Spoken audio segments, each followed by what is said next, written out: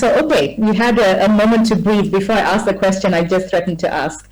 One of the statistics that I read about recently is only 9% of Nigerian households obtained loans from banks and microfinance institutions between March and October of this year. Only 9%. How does your business make a difference here?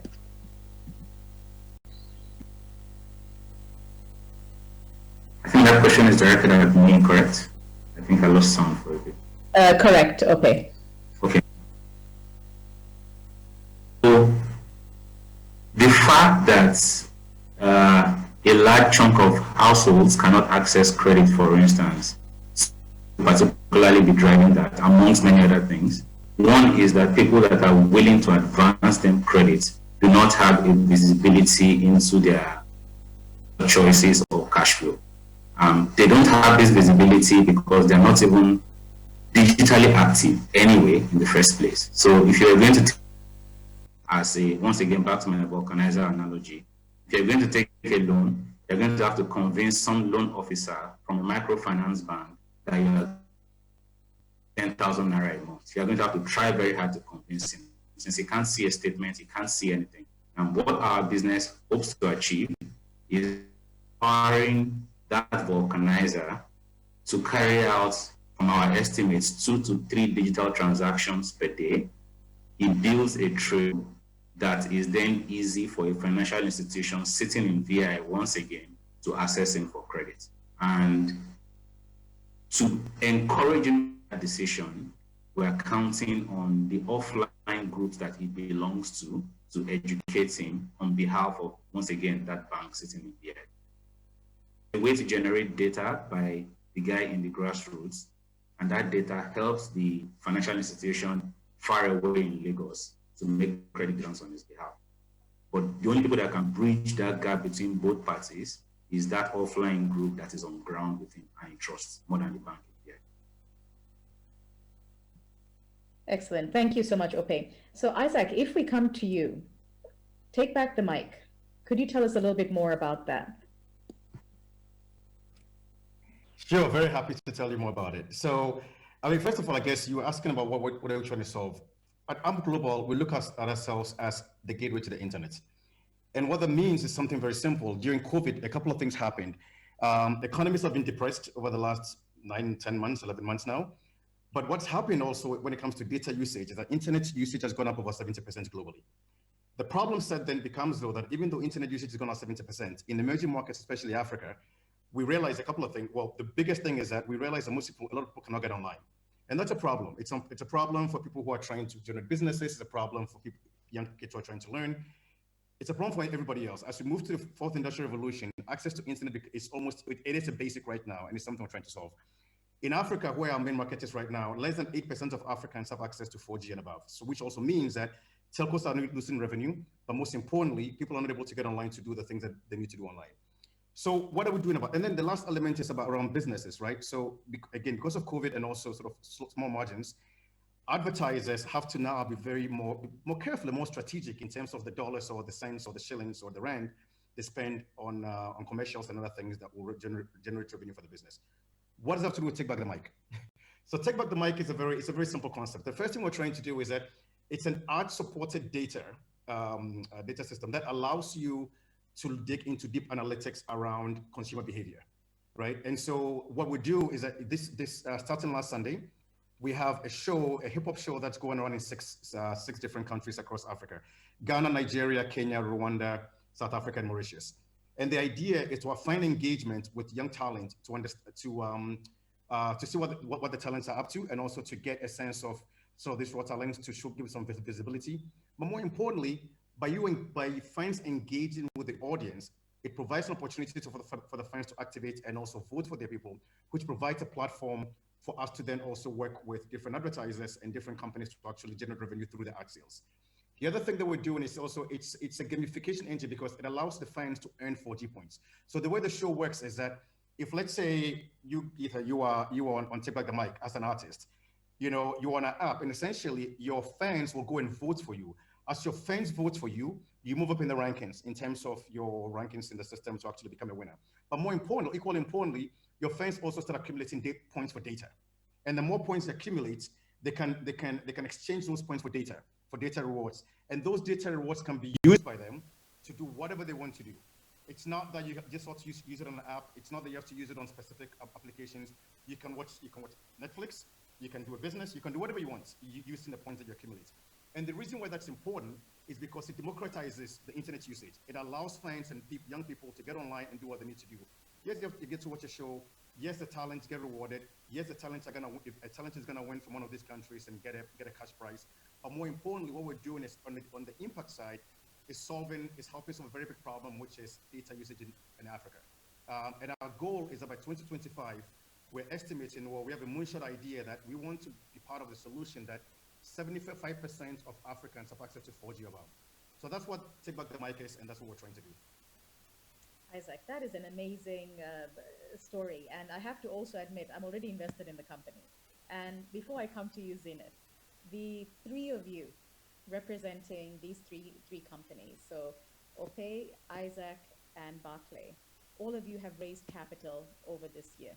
Actually, Barclay, you're in the midst of a fundraise right now. Zenith, I'm going to come back to you in a minute because you haven't yet gone onto that cycle yet.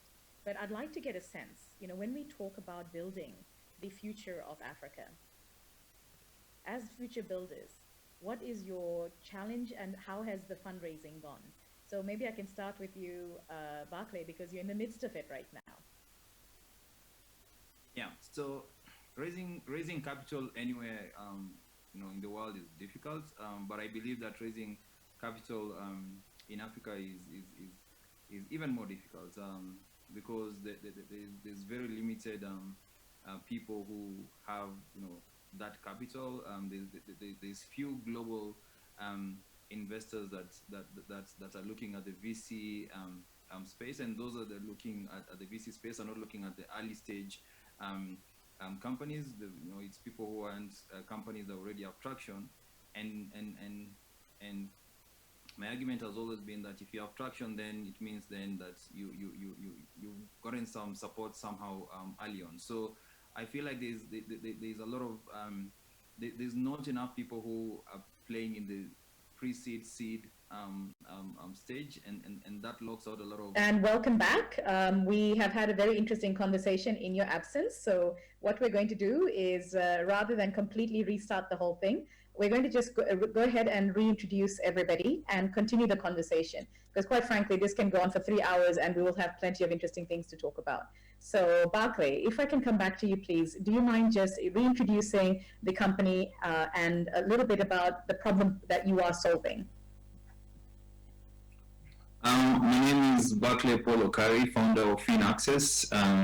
We are a company building tools that are digitizing the microfinance space, starting with SACCOs, which are saving and credit institutions in Kenya, looking at the global growth market as opportunities to go after. Thanks very much, Barclay. Isaac, over to you. Hello, everyone. My name is Isaac Fakul. I'm the Chief Business Officer for Global, a company that's committed to being the gateway to the internet and helping solve the data issues in emerging markets. We use a ad-supported data in the Take Back the Mic application, which is an entertainment platform. And then we also work with data rewards by making sure that our fans and people who are interactive with our platform get rewarded with data so they're able to access the internet. Perfect. Thank you so much, Isaac. Ope? Hi again, everyone. My name is Ope Adeoye, founder of a company in Nigeria called Onepipe.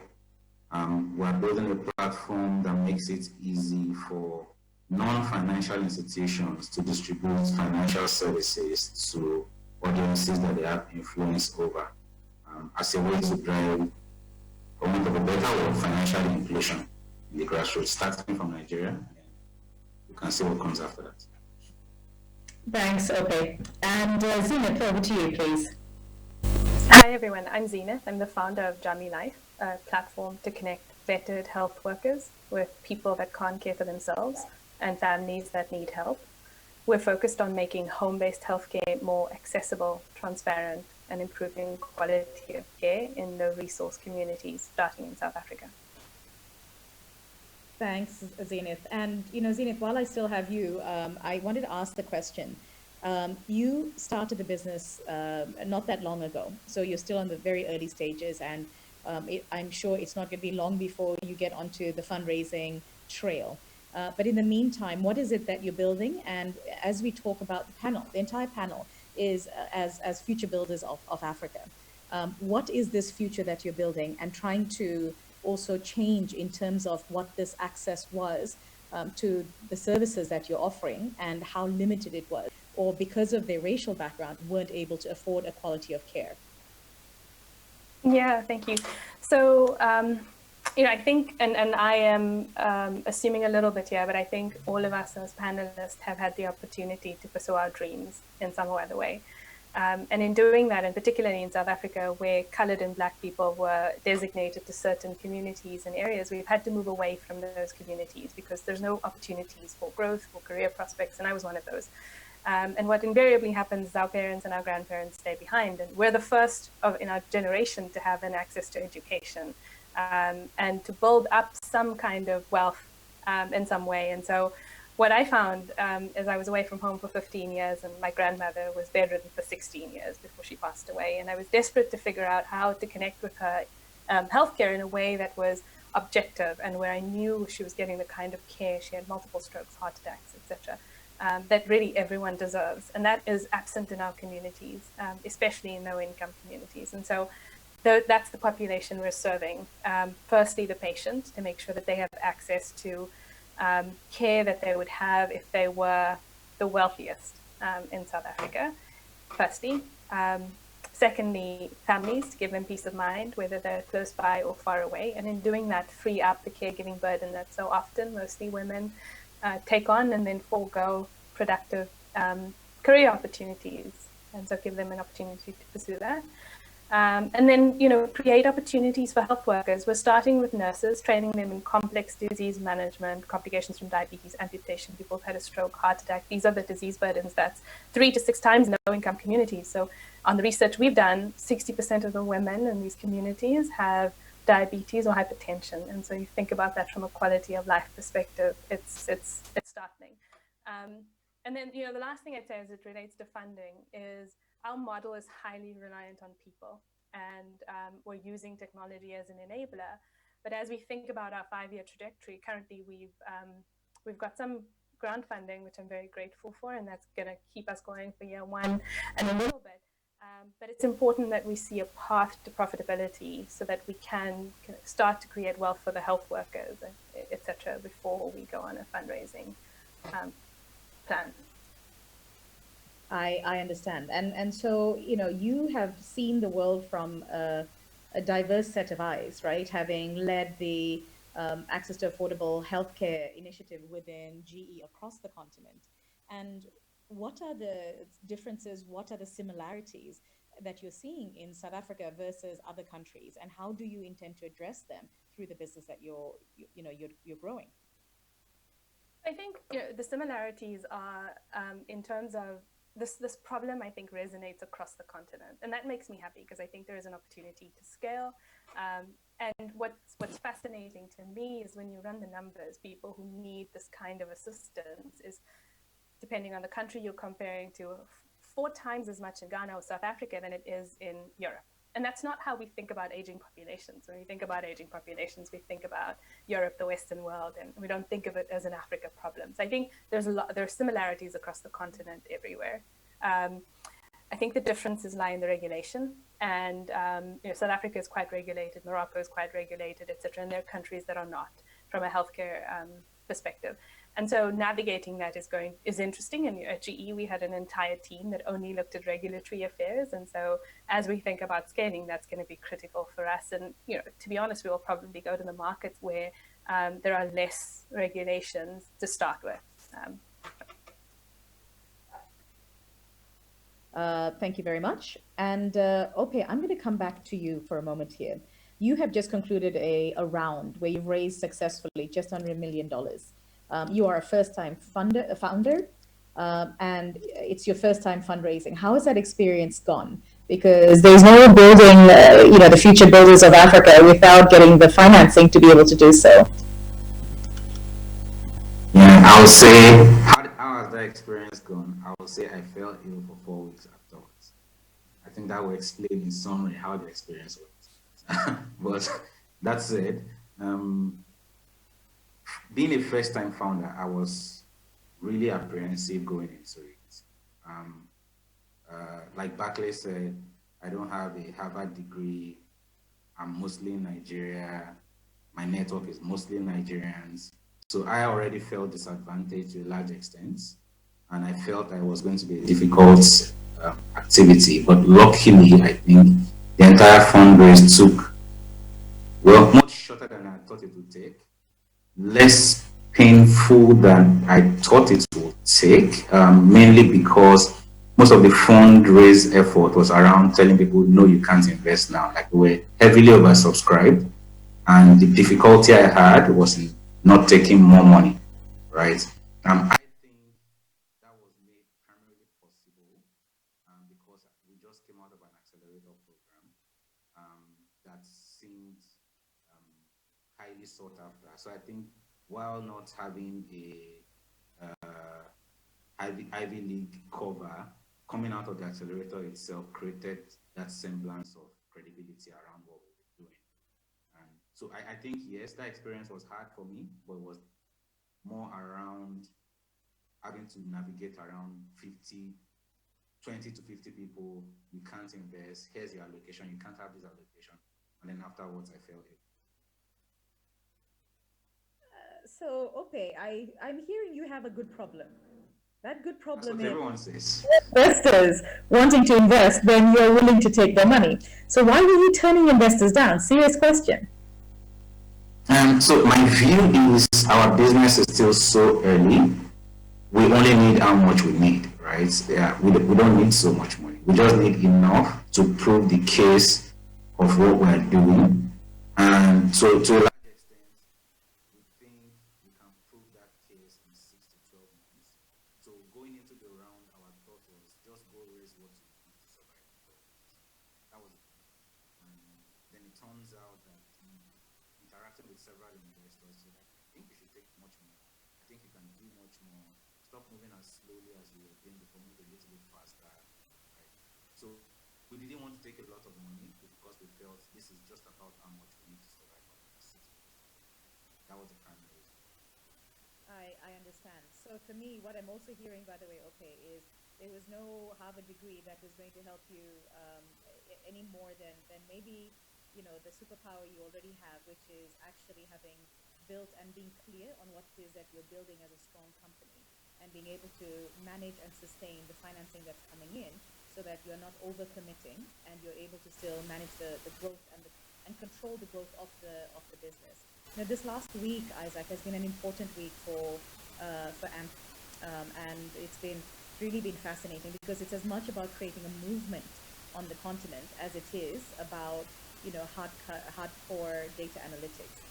Could you tell us a little bit about how that's played out? Because it has been a significant period of growth, building up the platform, and this last week was about sort of opening the doors and going live with this. How has that played out? It's been super humbling, super rewarding, and there's a lot of excitement. Look, I think at the end of the day, if you're asking me, I'm talking to investors and we're talking about what we're trying to do, credibility to build the data engine, it's about infinite penetration. But at the end of the day, what we're working on is about telling African stories, or telling stories of the global south, actually, to be beyond just Africa.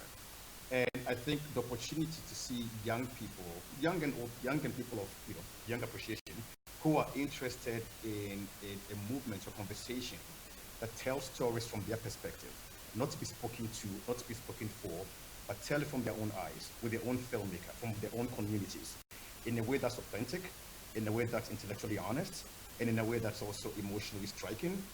It's beautiful. And I think for us, last Sunday, to your point, so yeah, last Sunday was our first episode.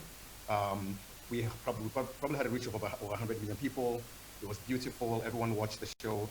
And to hear people who don't live in Africa, people from India, people from Beijing, people in the US saying, oh my gosh, I saw Rwanda for the first time, and Rwanda is beautiful. I saw South Africa for the first time, and that's beautiful. And it's beautiful from the point of view of, it wasn't from another person telling the story, but it was from the African artist and African filmmaker telling their own story. And for us, that impact story and that narrative story, it's probably something that you can't quantify in terms of dollars and cents, but for us, that's probably one of the most important things that we're trying to do in shifting the narrative and shifting the storytelling. And I think our part in that conversation, it can go beyond Africa. And at the end of the day, our mission and our goal is to go beyond this continent. So yeah, we're doing 6 countries this year. Next year, we want to go into Asia. Already we have champions. We have these celebrity champions. One of our celebrity champions is the largest hip hop artist from India. She goes between India, her name is Raja Kumar. She goes between India and LA. And she's a huge fan of hip hop, right? And then we have someone in Singapore, someone in Philippines. And so you're having this, and someone from Brazil, someone from Colombia. So you have all these amazing people from around the globe who are actually tuning into this idea of hip hop. When we say hip hop, it's not just about music or whatever, but it's also about, again, storytelling, but also about the aspirations of many. The aspirations of all these young people out there in the global south who are trying to let their voices heard. And in the process, yes, we'll make money, but in the process also we'll expose them, and they can also make money and figure out ways to build prosperity for themselves. So that's been, in the last, and I think since Sunday, we've been in a whirlwind where it's just been very exciting. We're learning. There are things that we didn't get right. There are things we're gonna learn from, but it's been very humbling and very exciting. Fantastic. And as we know, music is truly global. Just the success of Jerusalem over the course of this year has absolutely demonstrated that. I don't know if you all are aware, but there was a hook from the Cameroonian singer's music, Cameroonian singer being Manu Dibango, that was used by Rihanna, that was used by Michael Jackson, that was used by Will Smith. And when you hear that hook, you will really be shocked, because you wouldn't have thought this was actually Manu Dibango who came up with it many, many decades ago. And he had to sue them to get control of his music back. And so when we talk about music, becoming global, I think this is a year that's only highlighted that even more. And seeing AMP go global beyond Africa to Asia as well as a next step next year, I think ties in very much with TIE, the organization. Barclay, if I can move across to you here. There is something that you said yesterday that really, it hit me hard. What you said was valuation is a vanity metric unless you're being bought out. So let's have a little bit of a controversial conversation here. What do you mean by that? I plan to steal that quote, by the way. Sorry, I plan to steal that quote. It was your quote, so you're just taking it back. Yeah, I mean, I say that because of this is my second company that I'm building, and if you understand how venture capital works and how, for instance, how private equity works, venture capital is about, like, I feel like it's about marking it up. Like this round, the next round has to be something that's bigger and all that. When you look at the exit options and there are not so many that are happening on the continent, then you realize, and you look at how much the companies are being bought out for, then you realize that what as an entrepreneur add value, from a valuation perspective of the people who are already in the business is very much different from what a buyer would see. And what value I'm giving to them when they're taking my business. And I feel like we don't, as you're building, as you're raising capital, we don't look at the exit opportunity from what value will the person buying the business ultimately see, and you obsess around the valuation and how much money you raised, when you should really be looking at the fundamentals of the business and see, how many customers do I have, what's my revenue year on year or quarter on quarter, what's my EBITDA, year on year, like the things that really drive the business, so that at the end of the day, you become like what Opie was saying, that he was getting people off, with the allocations. Then you'll have a lot more suitors, and you drive your value up just by virtue of the solid business that you have, rather than the valuation that you got from previous investors. I think that's my thought process around it. I understand, and there's a frame of a conversation I want to open up with all of you now, which is the trajectory on the continent different in terms of how businesses are set up and how they grow? I saw something today So let me just read this out to you. The 8 largest listed companies are all listed in the US and are valued at almost $10 trillion. And they're all in the same sector. So we're talking Apple, Amazon, Microsoft, Google, Facebook, and Alibaba, Tesla, and Taiwan Semiconductors. So is that the kind of concentration you think that we should be having? What does this mean if you look at this from an Africa perspective? We've already talked about a higher risk premium that is associated with investments in Africa. We've already talked about the fact that fundraising for the continent, when you're in the continent, is extremely difficult. But what does this mean in terms of actual growth? Barclay, a lot of what you've talked about are exactly the considerations we think about from a private equity perspective. But earlier stage, there's not much to go on, right? You don't have the historical records. You don't have the pathway to profitability having already been achieved. So what you're left with is, to a large extent, frankly, for me as an investor, what I feel like we're left with is, do I buy into 2 things? 1, their dream, and 2, the ability of this team to execute. That's it, no more, no less. And then you start to adjust based on your assumptions of risk associated with the business being able to get to where it needs to. Then we bring in some of the macro and micro economic factors in the country, in the region, et cetera, et cetera. But what's the trajectory of growth we should be aiming for the continent in your estimation, Barclay? And then I'm going to come to you, Zenith, to have a second shot at that question as well. Yeah, so I think, thanks, Gita. I think for me, again, the context of this conversation around evaluation, a bit of it has to do with, again, the stage of the company. So, I mean, if you're very early on, again, it's what you're talking about. You're talking about the team, the product, and how big the problem, you're trying to solve. But as you grow and as you gain some form of traction, then other considerations then come into play. In terms of the growth projections for African companies, again, I feel there's a big part that the nature of problem you're solving, matters. So if you're solving a big problem, like like what AMP is doing, all of a sudden you can play in all these different markets at scale and pretty, easily. If you're solving a problem that is niche or is small, then again, that kind of like lowers or minimizes, how quickly you can grow, even when you raise capital.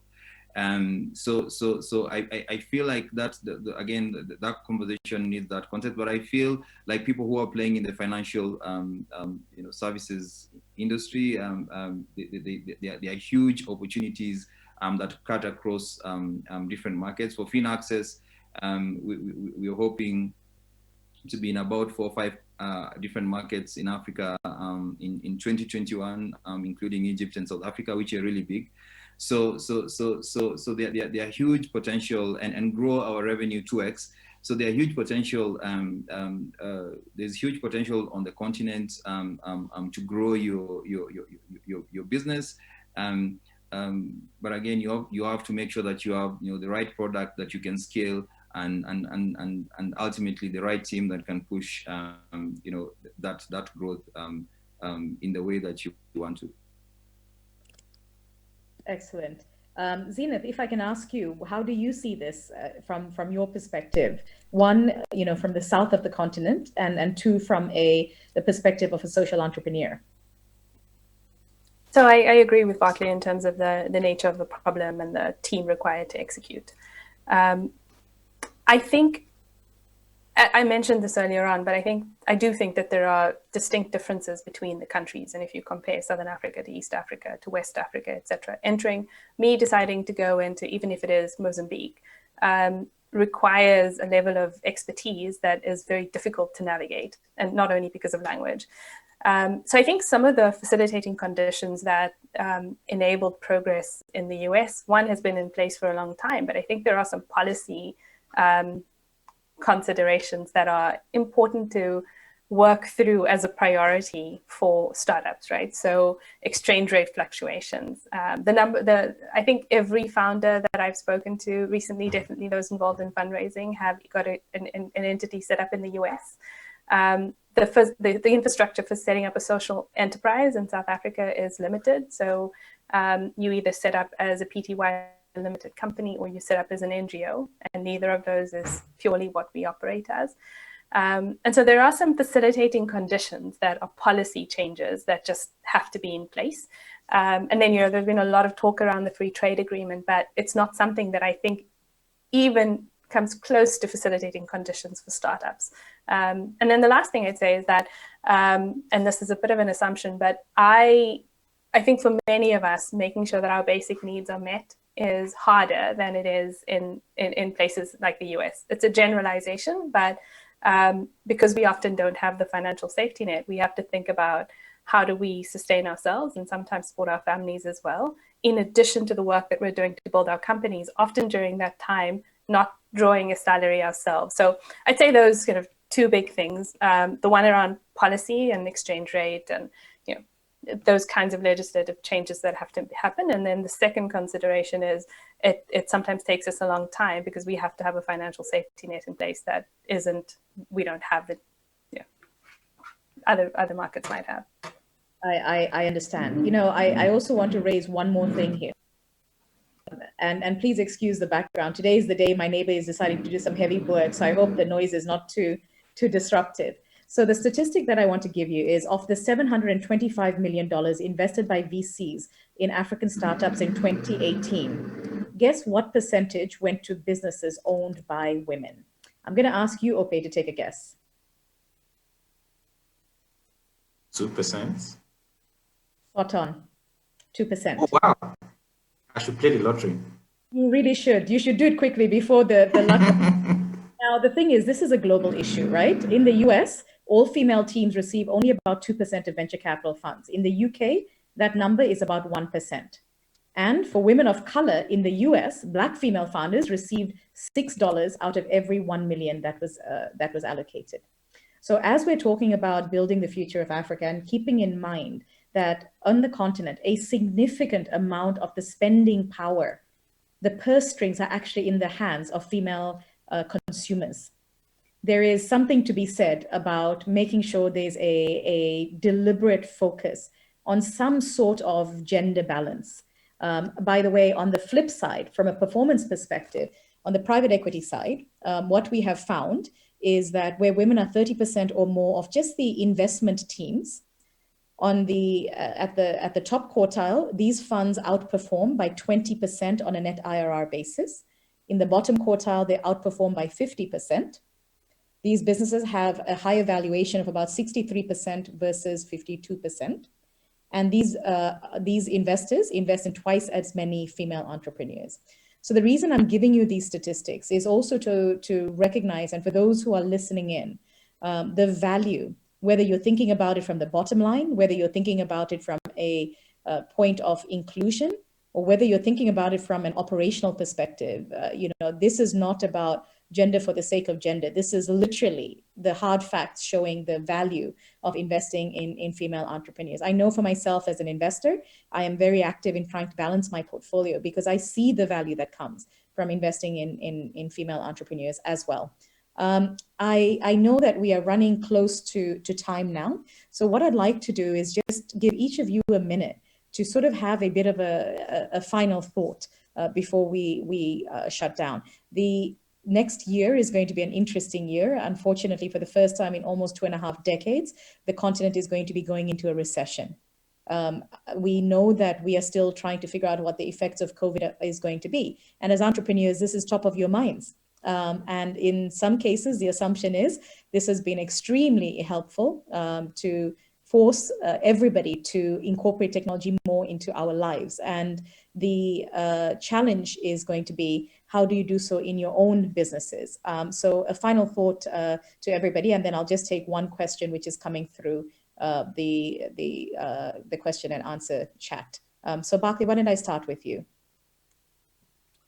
I think my final thoughts would be that the future, the future builders of Africa are the young men and young women, who are in school, are finishing school, and who are out here looking for jobs, and policymakers, governments, investors should accord all these people platforms where they can grow and execute the dreams they have for our motherland, and the opportunity should be passed on equally, and not to not biased to know where we come from, the race that people come from, the schools that they went to, because then the problems are universal, or the problems are Pan-African, and the solution should be the same. Thank you so much. The question that's come, and please, whoever would like to answer it, feel free to incorporate it in your response, is how welcoming is Africa's business market for outsiders? Can it compete to other regions and other countries that are within other regions? I'm going to go to you next, Isaac. Yeah, thank you very much for that. I guess let me take a start with the question first. The short answer is yes. Africa obviously is not monolithic. 54 countries, different markets with different strengths. But if we're able to pull off this trick of continental free trade agreement, we are going to be the largest trading zone in the world, which I think is real. I think that a couple of things around this conversation, actually, and this ties into what we're talking about.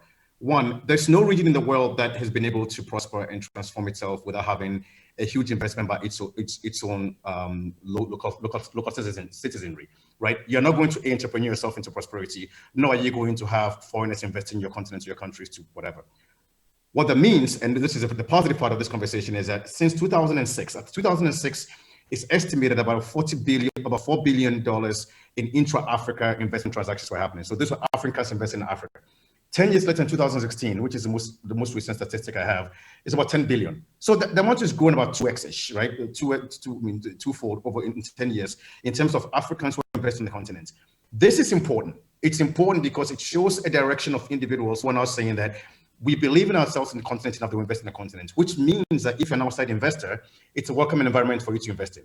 The other thing around the conversation beyond local capital and how local investors are doing is you're finding more and more Africans who are into this incubation and doing build up incubators, accelerators, and not just the foreign-owned ones, but actually you're seeing either a syncretization of those with local and foreign, or local incubators that are actually doing quite well.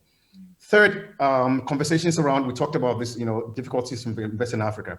I think one of the challenges which we didn't get a chance to talk about, it's not so much that raising capital in Africa is hard per se. My theory, and one of my things, is that we ought to be careful about lexicon and language and how we talk about the African investment story, right? Language matters, and how we position those investments matters quite a bit. And I think increasingly, the other thing also that I have sometimes my problem with is that the way that we look at the metrics when it comes to Africa is a bit flawed, right? I mean, we tend to want to compare what's happening in Accra to what's happening in New York or London, which is not always the same thing.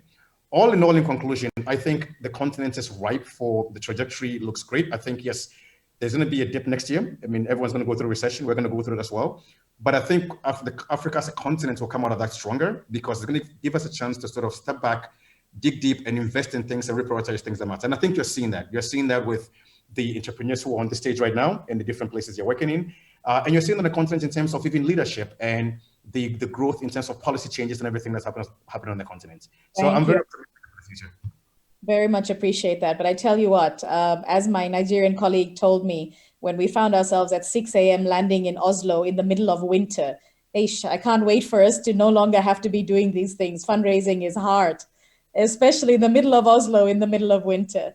Okay, over to you, please. I will say my part in shorts, I think, will be short and fairly controversial, I think. My view is that Africa needs a lot of resilient mountain rams or goats and not a few unicorns. And the kind of capital that funds African businesses needs to understand that you should be funding companies that will be goats that refuse to die. And therefore, that would change the dynamics of the kind of returns you expect, the kind of time horizon that you're looking at, the kind of hype around the company you're investing in, the size of the team, market they are pursuing, the dynamics just suddenly change. So I think the capital that will fund African businesses needs to respect that that's what Africa will produce, and that's what Africa needs. Okay, thank you very much. I don't know whether you realize, but if you think this is controversial, you have all of us with you. We were all nodding as you spoke. Oh, wow. Don't worry, we're with you. Zenith, over to you. I love what Ope said, and I'm going to dovetail on that in saying that this narrative of a tech solution, an app, is a little bit distant from the reality, at least in healthcare. We have received often violent responses to wanting to digitize some of the work. And so I think in doing that, it's often easy to leave people behind, leave large communities behind. And so our model for now has to be very labor driven. And so to extend on what was just said, I think the model is going to be different to what is traditionally seen in other startups. And we will need more patient capital, and we will need consciousness of outcomes that is not only financial, but also we're creating jobs, we're creating health outcomes, we're reducing rehospitalization and figuring out how to marry those metrics. Wonderful. Thank you so much. And my last word on this is here. This entire panel, thank you, everybody. This is on the future builders of Africa. And what is clear is the future that we're talking about building for Africa is not the same as what we've seen in many other parts of the world, especially the Northern Hemisphere, whereby growth has come at a cost of lack of inclusion. And that has shown the issues that come in terms of lack of community and lack of lack of resilience of that economic growth. And this year has really shown that in a very big way. So when I think about the future of Africa, and for me, what I want to be part of building, it is very much about something which is a lot more inclusive. And the story of entrepreneurs as part of this is absolutely critical. So thank you, everybody. Vishal, I'm going to hand over back to you. Thank you, Geeta. Thank you, panelists. Thank you for delivering such a wonderful showcase for entrepreneurs and the journey of startups and founders like yourself, to our audiences around the world. To those watching, reach out to Barclay at FinAccess, to Geeta if you want to talk to her more about investments in the region, to Isaac and Am Global, to Zena to talk to her about her journey in healthcare tech. I've known Zena for many years. And Ope and Onepipe, who will probably refuse allocation. He's smirking there. But all of you, wonderful. Keep mentoring our entrepreneurs, keep mentoring the region. And for Thai investors around the world, these are our showcase companies. We have many more. Reach out to all of us at Thai. We'd love to work with you and connect with you. Good night, everyone from Nairobi, Kenya.